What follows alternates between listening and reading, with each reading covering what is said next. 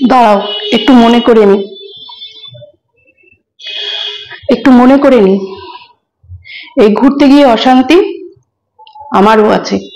আমিও শুয়ের দলে আমিও। কত চেপে রাখবো বলো তো? চেপে রাখা যায় না, জানো তো। আজকে শুকে দেখে আমার সব মনে পড়ে যাচ্ছে, চেপে রাখা যায় না। দাঁড়াও, চোখ থেকে হয়তো জল ঢল বেরোবে, একটা কিছু সামনে কিছু একটা রাখি। দেখেছো বরের কাণ্ড?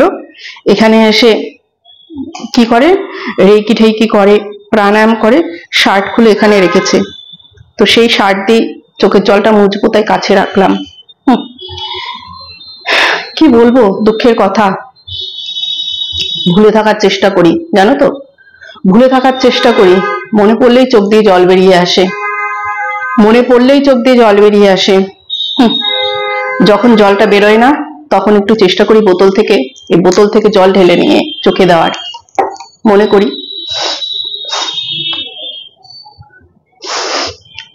যাই হোক, দাঁড়াও, কবে গেছিলাম ভাইজাকে জানি? 2022-এ তো, হ্যাঁ, 2022 ডিসেম্বরে ভাইজাকে গেছিলাম। যখন শালিমার থেকে ট্রেনটা ছাড়ে, বন্ধুরা শোনো, শালিমার থেকে যখন ট্রেনটা ছাড়ে, আর যদি 2 সেকেন্ড না 1 সেকেন্ড দেরি করতো ট্রেনটা ছাড়তে, আমি ট্রেন থেকে নেমে পড়তাম, আর যেতাম না। ট্রেনটা জাস্ট ছেড়েছে, সেই কারণে আমি ট্রেনেই বসে রইলাম। ঝামেলা, অশান্তি। ট্রেনে উঠতে না উঠতেই, ট্রেন মানে উঠেছি, সিট নিয়ে বসেছি, ট্রেন ছাড়া মাত্র শুরু হয়ে গেল। কি নিয়ে শুনবে? কি বলবো? যেখানে ঘুরতে যাব সেখানে তখন মনে হয় এই আমার শেষ ঘুরন এই ব্যক্তির সঙ্গে। আর আমি ঘুরতে আসুম না। মেয়ের যবে বিয়ে দেবো, মেয়ে আর জামাইয়ের পেছন ধরবো, তাদের সঙ্গে ঘুরবো। এই ব্যক্তির সঙ্গে আর ঘুরতে আসুম না। এত প্রত্যেকবার ঘুরতে যাবো আর অশান্তি। নমস্কার আমার ঘোরা। কি বলবো, দাঁড়া একটু জল ফল দিয়ে আনি চোখে। আমি কিন্তু এগুলো সত্যি ঘটনা বলছি। জল বেরোচ্ছে? হ্যাঁ, বেরিয়েছে। তো যাই হোক, এরপরে কি নিয়ে বলিনি তোমাদেরকে? না বলছি, তোমাদের কার কার এরকম হয় বলবে। প্রত্যেকবার ঘুরতে গেলেই অশান্তি। শুয়েরও তাই হয়েছে। শুয়ে জীবনে বোধহয় না, আগে দীঘা গেছিল, একটা ভালো সুন্দর জায়গায় ঘুরতে গেল, ওরও অশান্তি। তারপরে ও কি নিয়ে সেটা বলিনি, তখন করোনার সময় চলছে, ট্রেনে কি কম্বল দেয় না এটা শুনেছিলাম। আমি বাড়ি থেকে গুছিয়ে কম্বল টম্বল প্যাকিং করে নিয়ে গেছি যে ট্রেনে গায়ে দেওয়া হবে। ওমা, আমাদের উনি ট্রেনের কম্বল চাইছে, ওই পাতলা কম্বলে নাকি ওনার হবে না, সেই নিয়ে ওনার রাগ হয়ে গেল। বুঝেছো? এই হচ্ছে রাগ।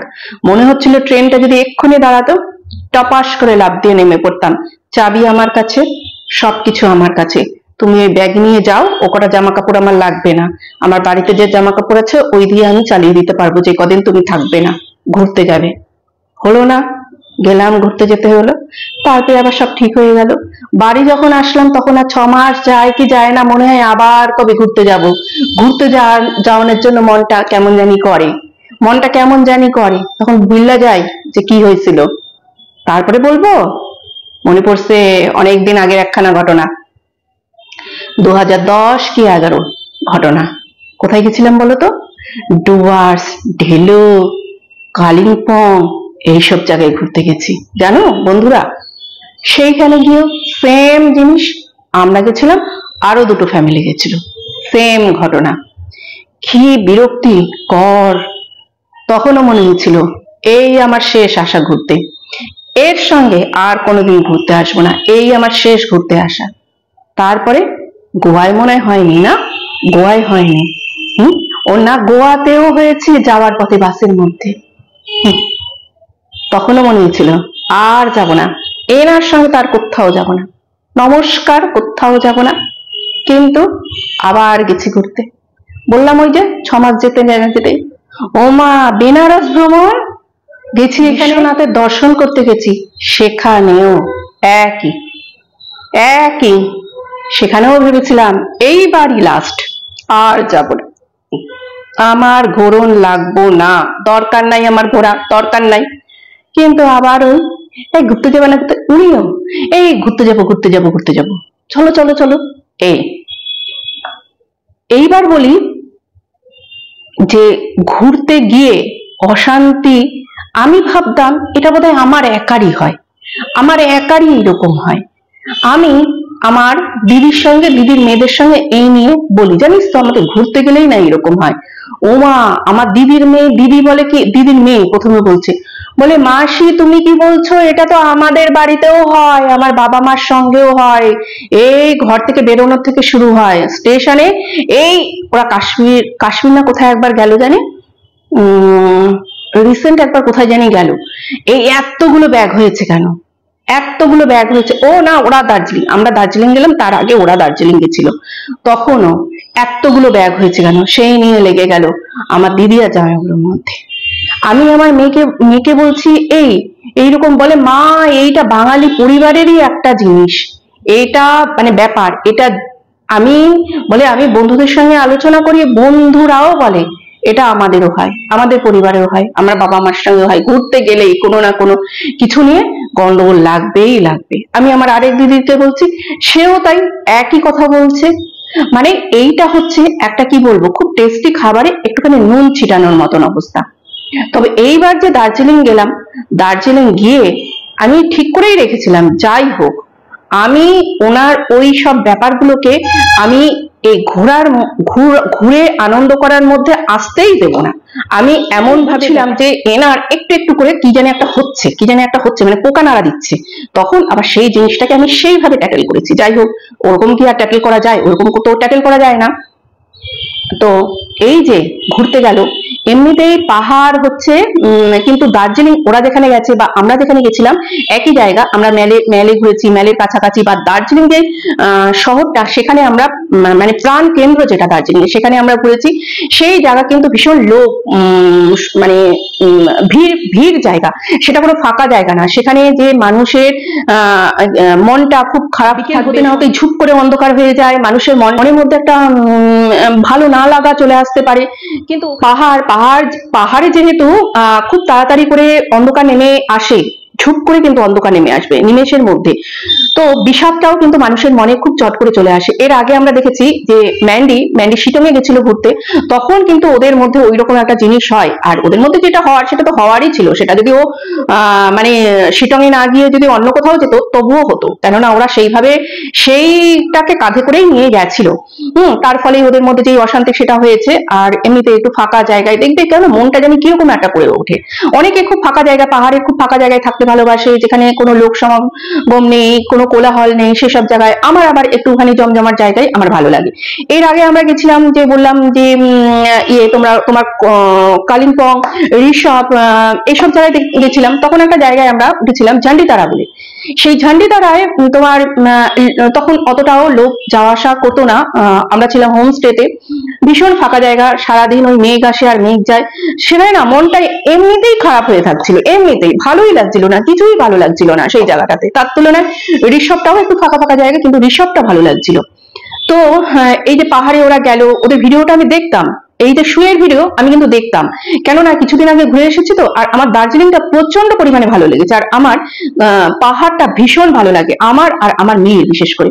তো যেহেতু কিছুদিন আগে ঘুরে এসেছি, তার জন্য ওর ভিডিওগুলো আমি আবার দেখছিলাম আর রিকল করছিলাম, সেই জায়গাগুলো দেখছিলাম। তো যাই হোক, তা দেখলাম ওদের মধ্যে যে ব্যাপারটা, ওদের মধ্যে যে ঝগড়া অশান্তি হয়েছে, হওয়ার পরে কিন্তু বোঝা যাচ্ছে না যে ওদের মধ্যে কিছু একটা হয়েছে।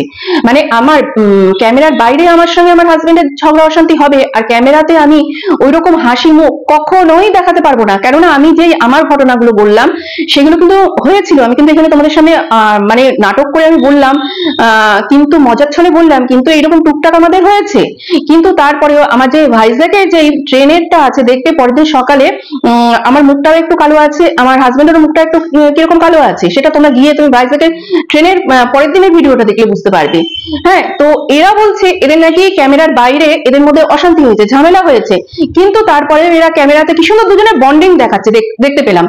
আর আরেকটা কথা, ওদের ভিডিওগুলো তোমরা যদি ভালো করে ফলো করো, ওর হাজবেন্ড কিন্তু ওর উপরে যে একটা হাবি ভাব বা কি বলবো, দেখবে হাজবেন্ড বা ওয়াইফের মধ্যে যে কোনো একজন কিন্তু ডমিনেট করে, তো ওর হাজবেন্ড কিন্তু ওর উপরে ডমিনেট করে না, ওই কিন্তু ডমিনেট করে ওর হাজবেন্ডকে।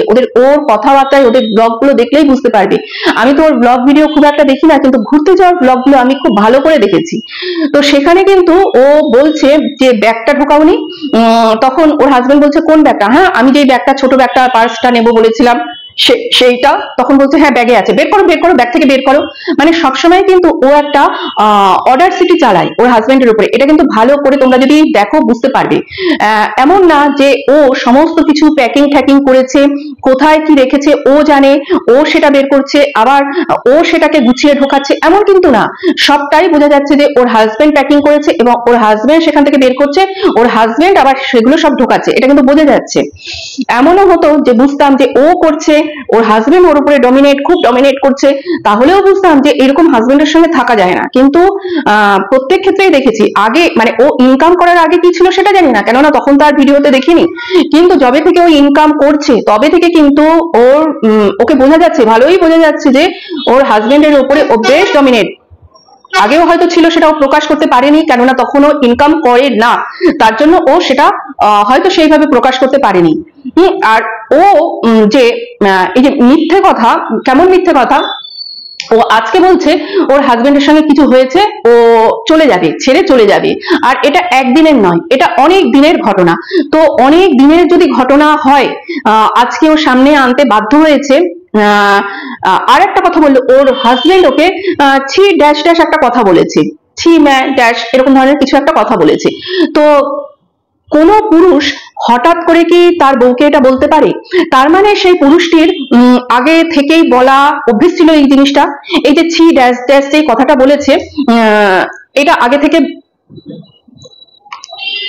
থেকেই এই কথাটা বলা তার অভ্যেস ছিল, মানে এই যে স্ল্যাংটা দেওয়া তার অভ্যেস ছিল। নালে যে এই ধরনের স্ল্যাং দেয় না বা যে কোনো স্ল্যাং দেয় না, সে কিন্তু কখনোই দেবে না তার ওয়াইফকে স্ল্যাং, তাই না? আমার এই ব্যাপারটা একটুখানি কিরকম লাগলো, ওইরকম একটা ভদ্র বাড়ির ছেলে, যার বাবা ওইরকম হাই স্কুলের টিচার, সে দেবে কি জানি না। আর দিলে তো আগেও দিয়েছে, আজকে হঠাৎ করে সেই স্ল্যাংটা দেয়নি। তাহলে আজকেই কেন তার মনে হলো যে একে ছেড়ে আমার চলে যেতে হবে, আমি প্রচন্ড খারাপ, আমাকে আমার হাজবেন্ড এই ধরনের গালাগাল দেয়, আমাকে চলে যেতে হবে। আসলে ও যে বললো, ওকে ও নিজেকে নিজে খারাপ বললো, এইটা কিন্তু ও কটাক্ষ করে বললো, ও নিজেকে নিজে খারাপ বললো, ওরা সবাই ভালো, ওটা কিন্তু ও কটাক্ষ করে বললো। আর ওর যে ঝামেলা অশান্তিটা ও বলছে, এটা একদিনের নয়, এটা অনেক দিনেরই ঘটনা। তাহলে ও এত টাকা ওর শ্বশুর বাড়িতে, মানে ওটা তো ওর শ্বশুর বাড়ি, এখন ওর যদি লেখাপড়া হয়ে না থাকে, তাহলে সেখানেও ইনভেস্ট করতে গেল কেন? এই যে এতগুলো টাকা দিয়ে ও বাথরুম ঠিক করলো, ও রান্নাঘর ঠিক করলো, ও এই যে সোফা টোফা কিনেছে, ঠিক আছে, এগুলো তো ওর সঙ্গে করেই নিয়ে যেতে পারবে, ও যেখানে যাবে, ফ্রিজ ট্রিজ এগুলো তো সঙ্গে করেই নিয়ে যেতে পারবে, কিন্তু যেটা করা হয়ে গেল সেটা কেন করলো? কেননা ও নিজে একটা টাইমে ম্যান্ডিকে বলেছিল যে তুই তাহলে ওই বাড়িতে অত টাকা খরচ করেছিস কেন, তুই তো সেগুলো তুলে নিয়ে যেতে পারবি না। এবং মিনাকেও বলেছে যে কি দরকার ছিল ওখানে ওই টাকাগুলো খরচ করার, সেটা তো তুলে নিয়ে যেতে পারবে না। তাহলে ও নিজে এইগুলো কেন করলো? ও তো একটা মানে কি বলবো, দোলাচলের মধ্যে ছিল যে এখানে আমার শ্বশুর বাড়ির লোকজন ভালো না, ও কিন্তু পুরো বোঝাচ্ছে ওর শ্বশুর বাড়ির লোকজন ভালো না, ওর হাজবেন্ড ওকে মাঝে মধ্যেই এইরকম ধরনের কথা বলে। তাহলে ও এতগুলো টাকা ওখানে ইনভেস্ট করলো কেন? কেননা ভালো পরিমাণে টাকা ওখানে খরচ করেছে, বোঝাই যাচ্ছে। ওর বাথরুম, ওর রান্নাঘরে যে ক্যাবিনেট করেছে, সেগুলো কিন্তু বেশ ভালো টাকা খরচ করেছে, বোঝাই যাচ্ছে, কোনো দরকার ছিল না। তাহলে এখন দেখা যাচ্ছে ও চলে যাবে বলছে, এবং আমার মনে হয় ও যাবেও, ও হয়তো একটা ফ্ল্যাট নিয়ে যাবেও, আর যাবে এমন জায়গায় যাবে যে সেখানে ওর ব্লগ করতে ও সুবিধা হয়। সেটা হতে পারে রানাঘাটে এটাই সন্দেহ হচ্ছে যাবে, কেননা ওখানে এখন ম্যান্ডি তো আগে থেকেই আছে, এখন মারুও চলে এসেছে। এখন এই যে সু, সেও যাবে, গিয়ে ফ্ল্যাট একটা ভাড়া নেবে, সেখানে থাকবে। আর আমার মনে হয় ওখানে ফ্ল্যাট রেন্টও খুব কম হতে পারে, কেননা মারু যে ফ্ল্যাটটা পেয়েছে ভালো ফ্ল্যাট। কত রেন্ট আমি জানি না, আমাদের এইসব জায়গায় কিন্তু ওই ফ্ল্যাটের বেশ ভালো রেন্ট আছে, ভালো রেন্ট। তোমার 8-9 হাজার তো হবেই ওই ফ্ল্যাট। এবার ওখানে কত সেটা আমি বলতে পারবো না। এবার সেখানে হয়তো ও রেন্টে থাকবে আর সেই সমস্ত ব্লগ ও দেবে। আর যেহেতু এরা 3 মাথা এক জায়গায়, আবার ওইদিকে সেই যে জুয়ারি যে দিদি আছে উনিও একসঙ্গে হবে, কেননা তার সঙ্গে এখন সবকিছু ঠিকঠাক হয়ে গেছে। তার ব্যাগ নিয়ে ঘুরতে ঘুরতে গেল, এত বছর ধরে রেখে দিয়েছিল জমিয়ে, সেই ব্যাগ ট্যাগ নিয়ে ঘুরতে ঘুরতে ঘুরে আসলো, তার মানে তার সঙ্গেও সব ঠিকঠাক হয়ে গেছে। হয়তো ফোনে এখন কথাবার্তাও হয়।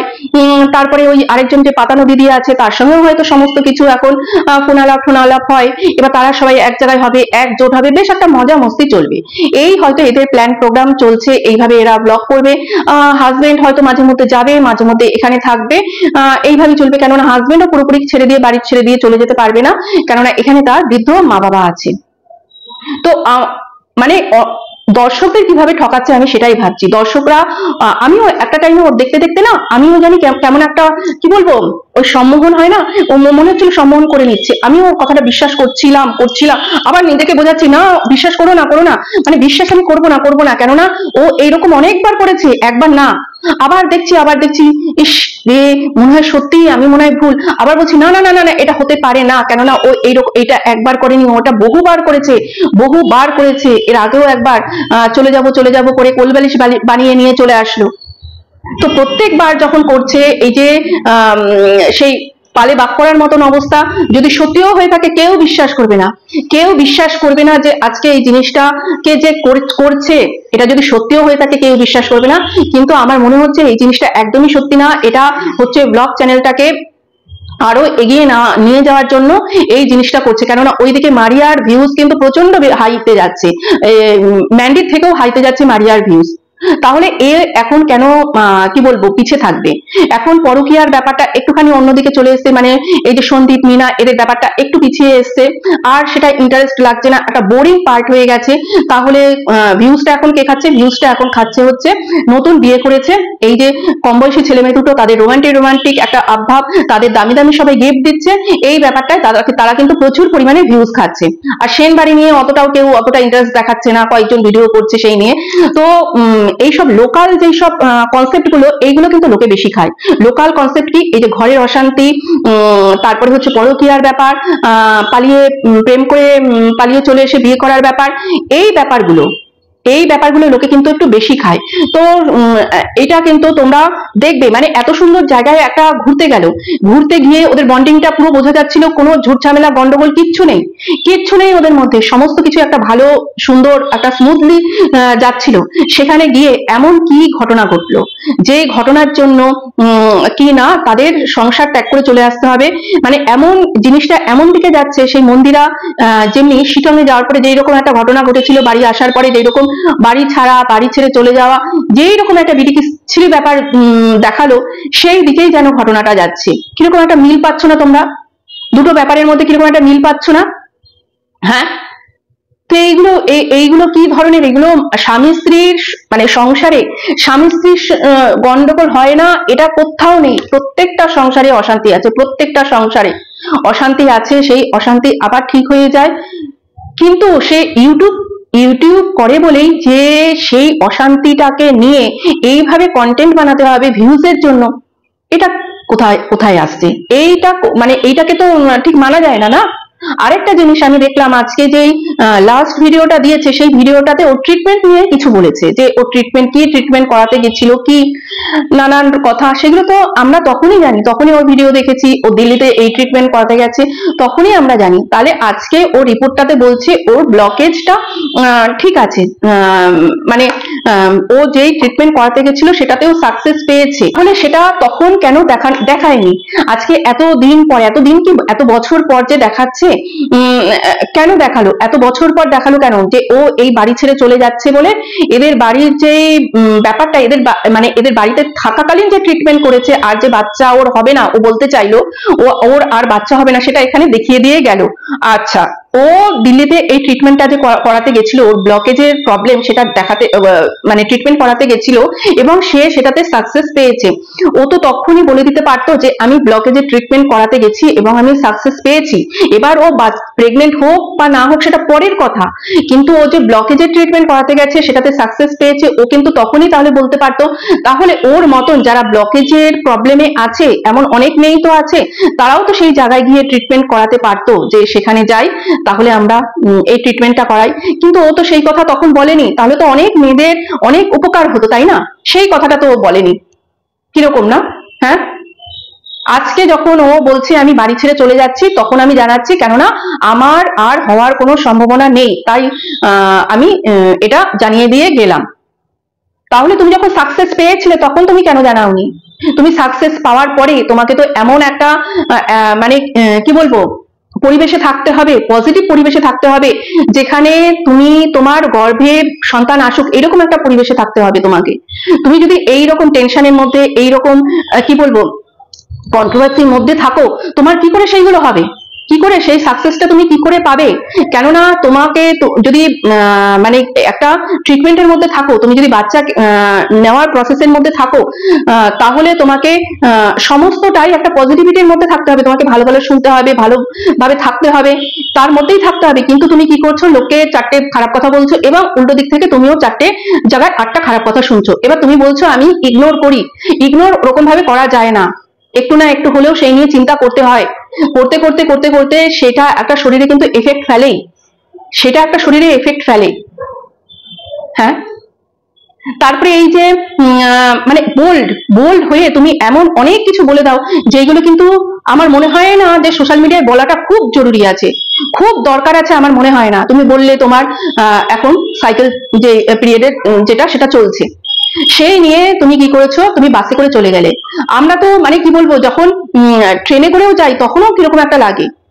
ট্রেনে তো অনেক সুবিধা, কেননা বাথরুম টাথরুমটা সবসময় পাওয়া যায়। বাসে তো সেইটা সুবিধা নেই। হ্যাঁ, একটা বাস আছে যেটার মধ্যে বাথরুম আছে, নতুন সেটা হয়েছে, কয়েক মাস আগে সেটা এসছে, মার্কেটে এসছে। তো কিন্তু এই যে এই বাসগুলোতে, এগুলোতে আমিও ট্রাভেল করেছি। আমি যখন মুম্বাই থেকে আমি গোয়া গেছি তখনও ট্রাভেল করেছি, কিন্তু যে দাঁড়ায় সেইটা কিন্তু অনেকটা ডিস্টেন্সে দাঁড়ায়। সেখানে যদি হঠাৎ করে কারো বাথরুম পেয়ে যায় বা বড় বাইরে পেয়ে যায়, খুব অসুবিধা কিন্তু বাসের মধ্যে। তারা কিন্তু যেখানে সেখানে দাঁড়াবে না, তারা একটা জায়গা দেখবে, একটা কোনো ধাবা বা কিছু দেখবে, সেখানে দাঁড়াবে। খুব অসুবিধা। তুমি এইভাবে ওইটা গায়ে করে নিয়ে কি করে গেলে, কি করে ট্রাভেল করলে, এটাই আমি ভাবছি। তার মধ্যে হচ্ছে ওই পাবলিক টয়লেট ইউজ করা, এইভাবে কি করে করলে আমি সেটা ভেবে পাচ্ছি না। তার মধ্যে বাস থেকে নেমে আবার 4 ঘন্টা জার্নি, বাপরে বাপ। তারপরে আমি দেখলাম যে হোটেলে গিয়ে সেখানে আগে ওয়াশরুমে না গিয়ে সেখানে কি করলে, যে খেতে আরম্ভ করে দিলে। এমনিতেই আমরা ট্রাভেল করার পরে আগে ওয়াশরুমে গিয়ে নিজে আগে পুরো স্নান করব, ওই বাসের বা ট্রেনের জামা কাপড় আগে আলাদা করে রাখবো, তারপরে ভালো করে স্নান করব, তারপরে একদম পরিষ্কার জামা কাপড় পরে তারপরে খাবো। আর তুমি কি করলে, তোমার ওই পিরিয়ড হয়েছে সেই সব নিয়ে গিয়ে তুমি কি করলে, না ওয়াশরুমে গেলে না কিছু করলে, ওই নিয়ে তুমি খাওয়া আরম্ভ করে দিলে। কি এইগুলো, কি ধরনের বাবা, জানি না কিভাবে এগুলো করো। আমার তো মাথায় আসে না এগুলো কিভাবে করো। তারপরে তোমার কি বললে যে তুমি মহাকাল মন্দিরে গেছো, তারপরে তো তুমি আজকের ভিডিওটাতে বললে যে তোমার ওখানে মহাকাল মন্দিরে কি না তোমার ছিল না, কিছুই ছিল না, পরিষ্কার হয়ে গেছো, তাই তুমি মহাকাল মন্দিরে গেছো। ভালো, খুব ভালো। মহাকাল মন্দিরে অতটা উপরে উঠে ওই অবস্থায় হেঁটে হেঁটে ওপরে ওঠা, ওই অবস্থায় ওপরে ওঠা কিন্তু চারটিখানি কথা না, এমনিই উঠতে পারে না। আর শরীরে যদি ওইটা থাকে, পিরিয়ডটা থাকে, তাহলে ওঠাটা চারটিখানি কথা না। যাই হোক, তুমি ওটা ক্লিয়ার করে দিলে, তোমার ওইটা ছিল না, ওটা সেরে গেছিল। কি বলবো, এইরকম করে দুদিন পর পর যদি মানে সত্যি আমি যবে থেকে দেখছি তবে থেকে কিন্তু দেখতে পাচ্ছি একটা টাইমে এসে এ কি করে যে না, আমার আর পারবো না, আমি আর পারছি না, আমার শ্বশুর বাড়ির সঙ্গে এই আমার ওই ওই মানে বুঝিয়ে দেয়, মুখে না বললেও বুঝিয়ে দেয় শ্বশুর বাড়ি আর হাজবেন্ডের সঙ্গে কিছু একটা হচ্ছে, থাকতে পারছি না, আমি চলে যাচ্ছি, আমি ছেড়ে চলে যাচ্ছি। আর যাচ্ছ যাও না, গিয়ে তারপরে বলো যে আমার এই এই হয়েছে, আমি ছেড়ে চলে এসেছি। আগে থেকে বলে তারপরে আবার দুদিন পরে যে না, আমাকে যেতে দেয়নি, এর ভালোবাসায় এর বাঁধনে আমি রয়ে গেলাম, এইটা যেন না হয়। আর আজকে একটা জিনিস দেখে বেশ ভালো লাগলো, মানে অনেকের দেখে বেশ ভালো লাগলো যে একে বোঝাচ্ছে এই যে সুকে বোঝাচ্ছে যে তুই যাস না, ঘর ছেড়ে যাস না, তারপরে কি যে অধিকার, নিজের অধিকার ছাড়বি না, একা একা জীবন কিন্তু একদম চালানো যায় না, একদম একা একটা মেয়ে বাইরে কি করে চলবি, এরকম চলা যায় না, একে যে বোঝাচ্ছে যে সংসার কর, বেশ ভালো লাগলো দেখে, ভালো লাগলো। কিন্তু এইটাই যদি এই যে মিনাকে বোঝাতো যে এই যে ঘর ছেড়ে বেরিয়ে এসেছো, স্বামীর কাছে ফিরে যাও, একটা সুযোগ দাও, আর তুমিও একটা সুযোগ নাও অন্তত বাচ্চাটার জন্য, তাহলে বুঝতাম যে না ঠিক আছে, ভালো বুদ্ধি দিয়েছে। তাকে ভালো বুদ্ধি কোথা থেকেই পায়নি, না সে বাড়ির থেকে পেয়েছে, না সে অন্য দিক থেকে পেয়েছে, সোশ্যাল মিডিয়া থেকে পেয়েছে, পায়নি। আজকে একে যেমনি বোঝাচ্ছে, আজকে ওই মিনাকেও যদি বোঝাতো, হয়তো ওদের সংসারটা এরকম হতো না, হয়তো হতো না। কেননা মিনার বয়সটা তো আরোই কম, এর বয়সটা যতটা বেশি, বোঝার ক্ষমতাও অনেকটা বেশি, সহ্য করার ক্ষমতাও অনেকটা বেশি, সাংসারিক জীবন পার করে এসছে অনেকটা বেশি। তো মিনাকে কিন্তু যদি আরেকটু কেউ বোঝাতো, এইরকম বোঝাতো, তাহলে হয়তো আজকে মিনার জীবনটাও এরকম তছনছ হয়ে যেত না। কি বলবো, এখন দেখানো হচ্ছে যে মাথার তলার একটা আস্তানা, মানে মাথার তলার একটা ছাদ, পায়ের নিচের মাটি শক্ত করতে হবে, নিজের একটা বাড়ি চাই, সব হয়েছে, এবার নিজের একটা বাড়ি চাই, তার জন্য এইরকম একটা পদক্ষেপ নিতে চলেছে। চলো করো, আর কি, আমরাও দেখি, আমরাও দেখতে থাকি। কেননা একজন কন্ট্রোভার্সি ক্রিয়েটার, সে আবার এইরকম উচ্চ স্তরের কন্ট্রোভার্সি ক্রিয়েটার, যে সবাইকে এতদিন তাদের লাইফস্টাইল, তাদের সমস্ত কিছু নিয়ে কথা বলেছে এবং ভিউজ কামিয়েছে, ভালোবাসা পেয়েছে, সব পেয়েছে, আজকে তার জীবনটাই এই সোশ্যাল মিডিয়াতে এনে তুলে ধরেছে। তাহলে তাকে নিয়ে তো সবাই বলবেই, কেননা সে বলার জন্যই কিন্তু রাস্তাটা করে দিয়েছে যে আমি এটা দেখাচ্ছি, এবার তোমরা আমাকে নিয়ে বলো এবং আমার প্রচুর প্রচুর ভিউজ হোক। সেটা হচ্ছেও সেটা। কি মানে অনেক কিছুতে অনেক যে কথায় অসঙ্গতি আছে, অনেক মিথ্যে কথা আছে, বোঝাই যাচ্ছে, পরিষ্কার বোঝা যাচ্ছে। আজকে বলছে, সবাই যখন ওকে বলছে যে ও ঘুরতে যাওয়ার টাকাটা তোলার জন্য কি করেছে না, এই নাটকগুলো করছে, তখন ও বলছে যে না, ওর ঘুরতে যাওয়ার টাকাটা সম্পূর্ণ ওর হাজবেন্ড দিয়েছে।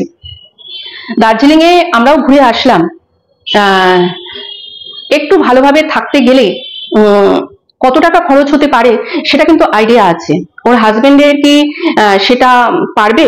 কেননা ও নিজেই বলেছিল একটা টাইমে যে ওর হাজবেন্ডের টাকায় জলও গরম হয় না, সে ওটা ও কিন্তু নিজেই বলেছিল। তারপরে ও বললো 3টে সোয়েটার কিনেছে 3600 টাকা দাম। জানি না ও কি সোয়েটার কিনেছে, কোথা থেকে কিনেছে, আমার মনে হয় ও ওই যে ম্যালের যে মার্কেট আছে সেখান থেকে কিনেছে, সেখানে প্রচুর দাম, প্রচুর দাম।